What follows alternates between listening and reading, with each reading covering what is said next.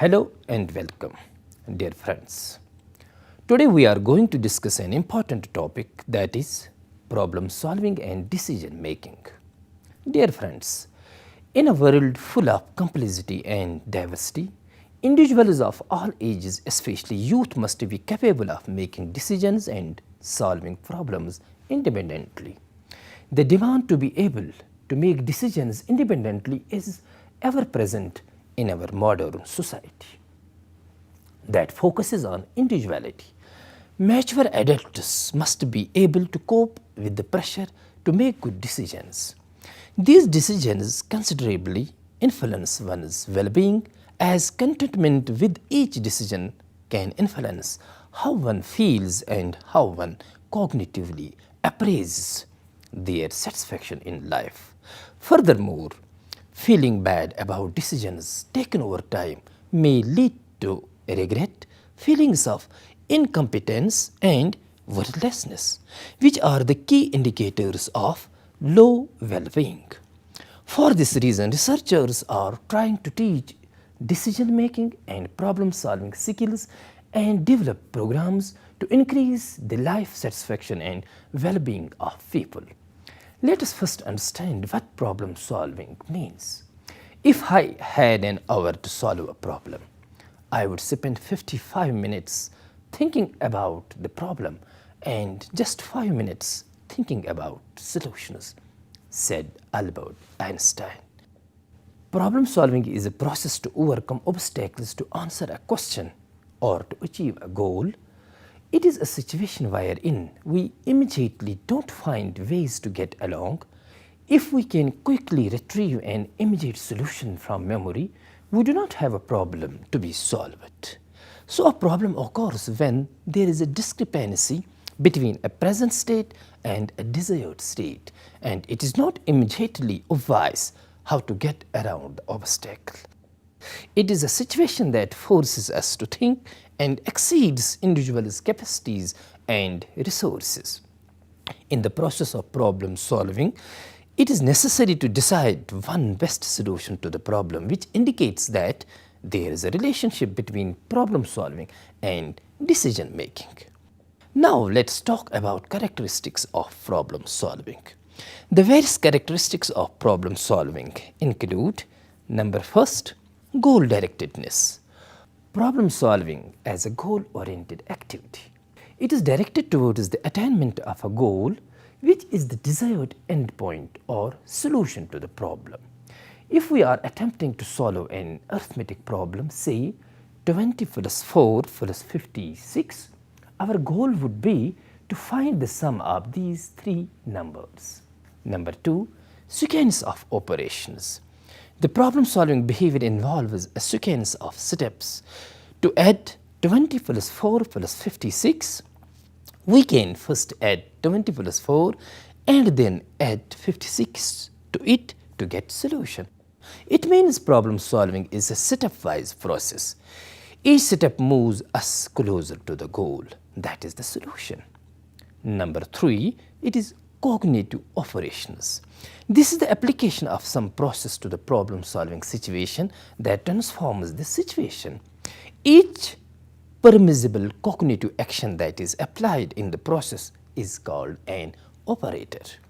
Operators in arithmetic include the addition of two numbers, etc.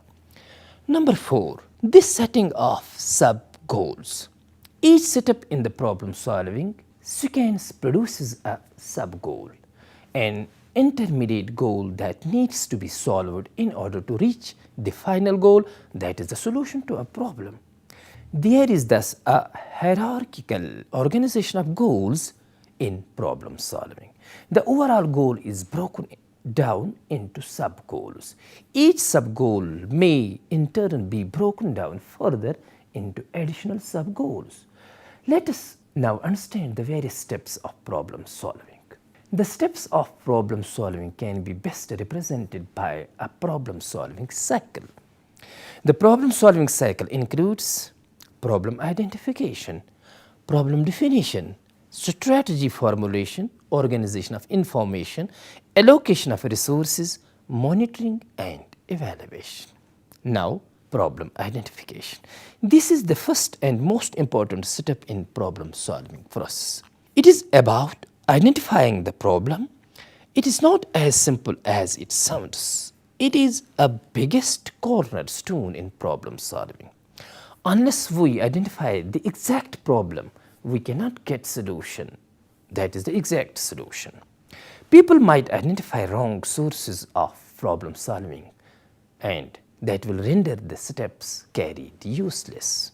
Number second, problem definition and representation. After identifying problem, we need to define the problem clearly. It is about understanding the problem, its different perspectives and causes. Let us say we identify the problem as not being able to allocate time for studies. We need to sort out the reasons behind. Have we just been procrastinating? Have we been too busy with other works? We need to understand the whole problem and the reasons behind so that we may accordingly frame strategy for solving it. Just like right diagnosis is stepping stone in treatment plan, identifying the right problem is stepping stone in finding a best solution. Unless a problem is crystal clear, we cannot find means to solve it. Problem understood is problem half solved. Strategy formulation. It is about identifying the probable solutions and the means to achieve them. It can be summed up in a question: how can we solve the problem? Each problem may require different strategy formulation because every problem is a unique and there is no such thing as best solution which can be applied to every problem.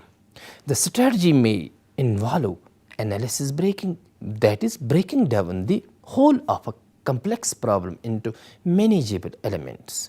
Instead, or perhaps in addition, it may involve a complementary process of synthesis, that is putting together various elements to arrange them into something useful. Another pair of complementary strategies involves divergent and convergent thinking. In divergent thinking, we try to generate a diverse assortment of possible alternative solutions to a problem. Once we have considered a variety of possibilities, however, we must engage in convergent thinking to narrow down the multiple possibilities to converge on a single best answer. Now, organization of information. How do the various pieces of information in the problem fit together? It means gathering all information we know about the problem and focusing on information which we lack and need. Number 5, resource allocation. How much time, effort and money, etc. should I put into this problem? Since our money and effort are not unlimited, we need to focus on allocation of resources at disposal in best way. It is about proper planning and investing resources as per need, priority and complexity of solution. Number 6, it is monitoring problem solving. It is about assessing the progress after implementing the strategy forward. We need to ascertain whether we are moving towards goal or not. If not, then we have to modify our strategy and look for new perspectives on solving problem at hand. It can be summed in a question: am I on track as I proceed to solve the problem?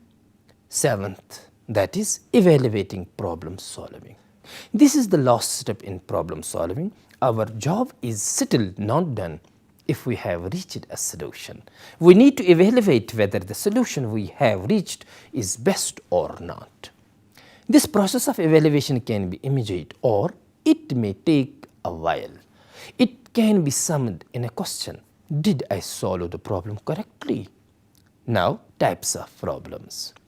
Problems can be categorized into 2 types based on whether they have clear paths to a solution or not.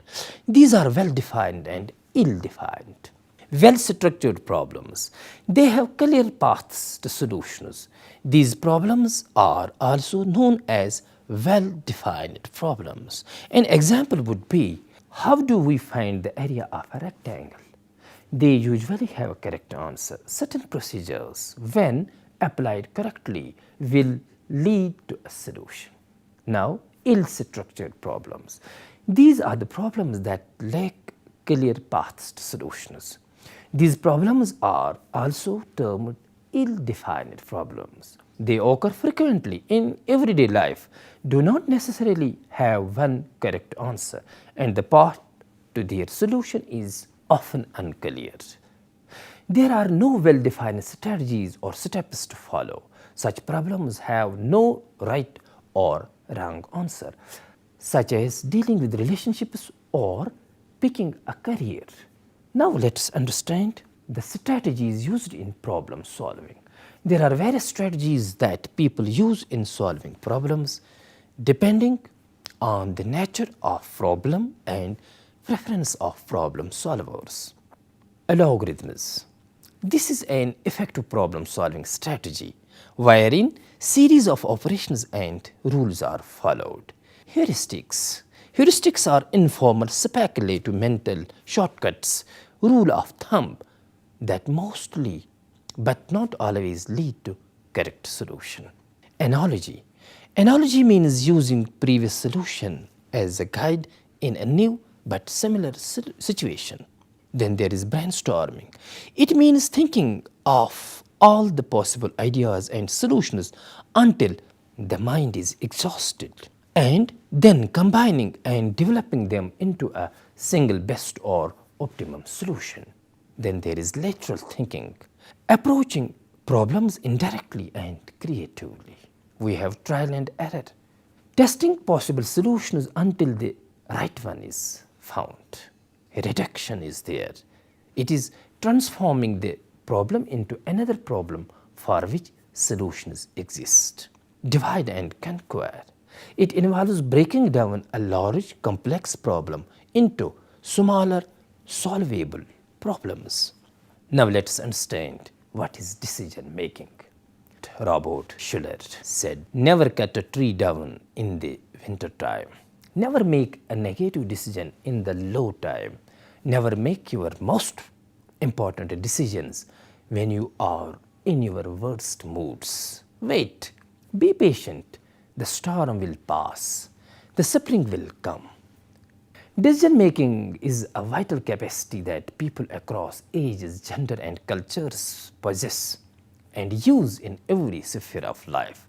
It is a higher order cognitive process that makes use of mental powers like logic, reasoning, information gathering, processing, problem solving, memory, and learning. It is defined as the systematic process of identifying and choosing from alternatives the best one that suits a purpose. A variety of researchers have formulated their own steps with the aim to improve efficiency for decision making. The most common steps are: number one, it is identifying the problem. This is a step in which we identify the problem about which decision is to be taken, and objectives are also established here. Number second, generate potential solutions. This step is critical in decision making. The better our alternatives are, the more likely we are to make a good decision.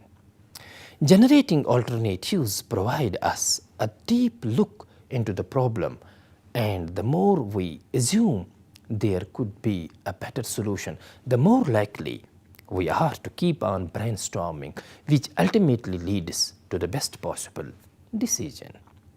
All alternatives as well as no decision should be considered, because no decision can also lead to disastrous consequences in some situations, while as it can be best option in situations where other alternatives are not worthwhile. Number three, evaluating alternatives. In decision making, there is always an underlying uncertainty and risk in each option, so it becomes essential to analyze the feasibility, risk, and implication of every alternative. This step is about evaluating the pros and cons of every option. There are various techniques that can help us in evaluating alternatives. Some of them are cost benefit analysis, decision tree, PMI, that is plus minus interesting technique. Number fourth, choose the best alternative. After evaluating the best option that serves the objective is chosen, best option is one which has maximum benefits and minimum risks along with highest probability of success. Number 5, review of decision. This is the most important step but often ignored. It is about reviving the decision to be implemented so as to ensure that all objectives are fulfilled and best alternatives are chosen. Number 6, communicate decision and move to action. The decision should be well communicated to people it can have effect on. Besides, decision needs to be communicated to important persons for realistic feedback and advices. No doubt person himself or herself has to undertake the decision, but taking perspective and valuable feedback of others into consideration enhances the worth of decision. Consultation has proven as effective strategy in decision making across time and space. Kinds of decision making. There are various kinds of decisions, but they are usually characterized into 3. Decision on whether. It involves yes or no decision. For instance, a graduate student contemplating on whether to go for PG, that is post graduation, or not. Decision on which. It involves making a choice from 2 or more alternatives, measuring the one with highest probability of success or that which best fits the goal. An example would include a student deciding on which major to opt. Conditional, contingent decision. These are ready-made decisions based on certain conditions being met. This makes it easier for the decision maker to take action once those conditions are met. A good instance is of a student who said, if I got admission in both courses, that is psychology and English, I have decided to go for psychology course. Models of decision making. Researchers have presented various models on decision making. Some of the important ones are the model of economic man and woman. This is the earliest model of decision making crafted in 19th century. This was developed by Simon and his colleague Newell. This model assumes 3 things. Decision makers are fully informed regarding all possible options for their decisions and all possible outcomes of their decision options. Second, they are infinitely sensitive to the distinctions among decision options. 3, they are fully rational in regard to their choice of options. This model states that there are 3 distinct stages in decision making process of humans. Number first, it is intelligence. It deals with the problem identification and data collection on the problem. B, it is design. It deals with the generation of alternative solutions to the problem at hand. And the third one, that is C, that is the choice. It is selecting the best solution option amongst the alternative solutions using some criterion. Means you will have to narrow down your different choices, options. Subject to expected utility theory. This is an alternative model to the classical economic man and woman model. This model put greater emphasis on psychological makeup of decision makers. It is subjective rather than objective because people make use of subjective ratings and weightings in evaluating alternatives. According to this model, goal of humans in decision making is to maximize pleasure, positive utility, and minimize pain, that is negative utility.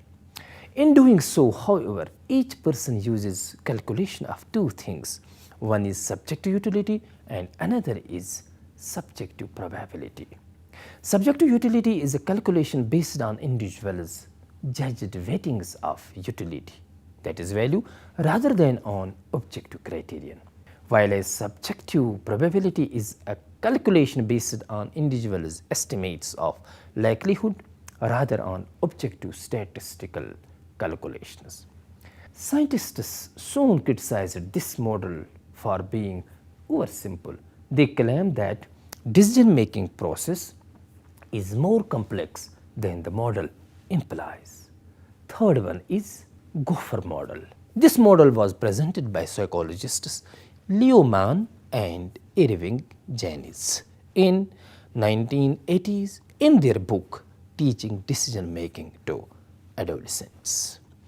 Gopher is an acronym for 5 decision making steps.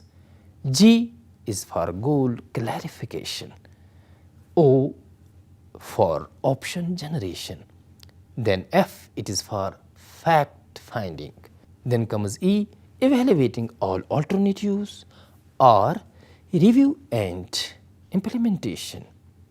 Fourth, decide model.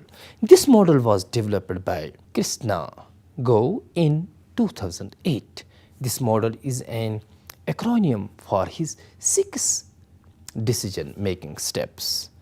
D for define the problem, E for establish and enumerate all constraints, then C consider or collect all alternatives, I identify the best alternative, and D develop and implement plan of action, E for evaluating and monitoring the solution along with examining feedback when necessary.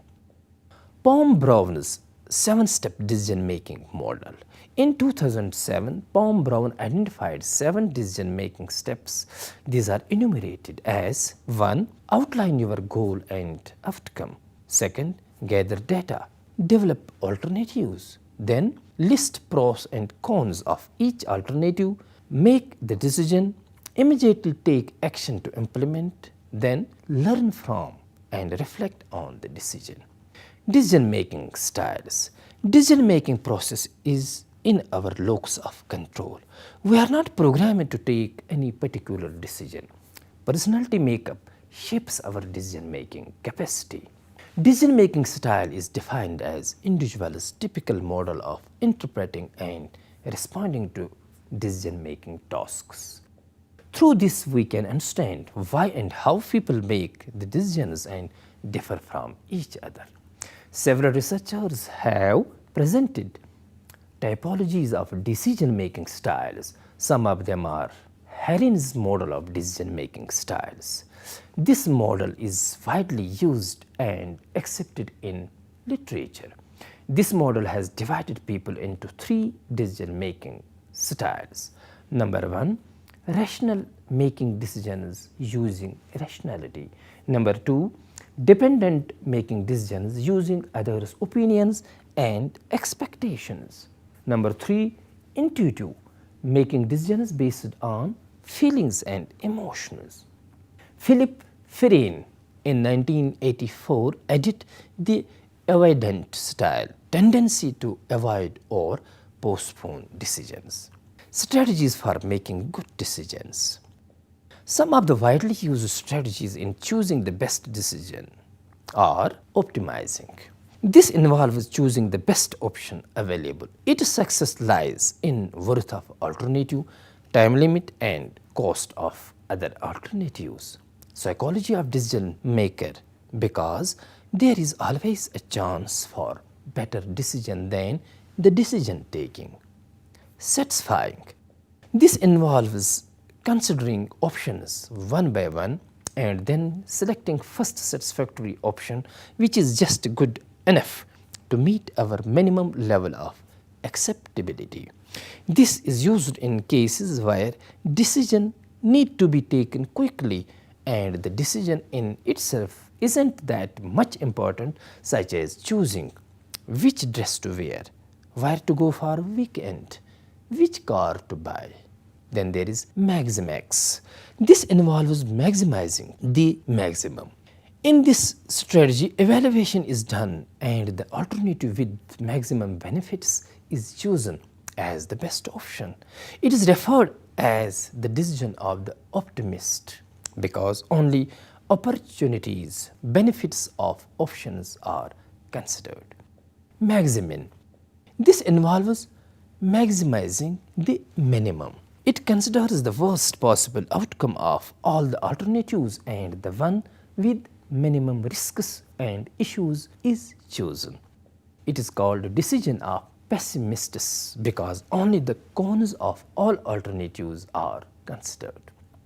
Some of the other techniques, tools used in decision making are decision tree, plus minus interesting technique, experience, consultation, simulation. Some issues in decision making. There are some conditions or issues that can affect or hamper decision making. Two important issues are analysis paralysis and information overload. Analysis paralysis. It is the state of overanalyzing, that is overthinking a situation so that a decision or action is never taken, in effect paralyzing the outcome. Information overload. It is a situation where an individual encounters too much information, knowledge, and this interferes with his or her ability to take realistic decision. Dear students, to conclude, we must say that decision making is a problem solving process because whenever we have to make a decision, we are actually facing a problem as uncertainty and restlessness is present. We don't find immediate ways to get along. We don't exactly know which option to choose, which way to move. Besides, while engaging in decision making, we make use of mental processes like thinking, reasoning, information gathering, information processing, analysis, synthesis, all of which are a part of problem solving. Likewise, when we are engaged in problem solving process, we make use of decision making because we begin to gather information so as to find as many as possible solutions and then we deduce them to a single best solution. So, decision making and problem solving are two complementary processes and they are not separated from each other. A wise man makes his own decisions. An ignorant man follows the public opinion, said Grantland Rice. With this, we come to an end of today's lecture. Hope you have enjoyed it well. Thank you for watching.